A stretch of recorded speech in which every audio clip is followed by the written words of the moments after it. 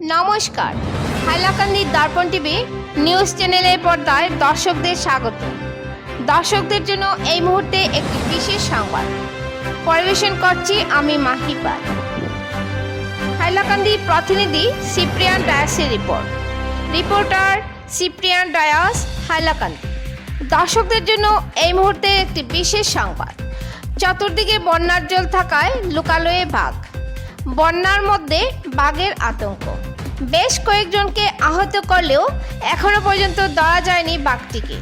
নগাঁও জেলার একটি গ্রামে দেখা গেছে এই বাঘ। খাওয়ার না পেয়ে অত্যন্ত দুর্বল হয়ে পড়েছে বাঘটি। দুর্বল থাকা সত্ত্বেও একের পর এক আক্রমণ চালিয়ে যাচ্ছে ওই বাঘ। এখনো পর্যন্ত মৃত্যুর খবর পাওয়া যায়নি, কিন্তু বাঘের আক্রমণে আহত হয়েছেন অনেক লোক। শেষ খবর পাওয়া পর্যন্ত বন বিভাগের কর্মীরা বাঘটিকে ধরার জন্য জোর কদমে প্রয়াস চালিয়ে যাচ্ছে।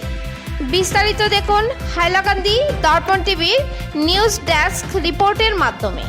পরবর্তী খবর পেতে চোখ রাখুন হাইলাকান্দি দর্পণ টিভির পর্দায় এবং নিত্য নতুন খবর পেতে চ্যানেলটিকে অবশ্যই একটি লাইক ও ফলো করে দেবেন, যাতে সবার আগে গরম খবর আপনাদের কাছে পৌঁছতে পারে।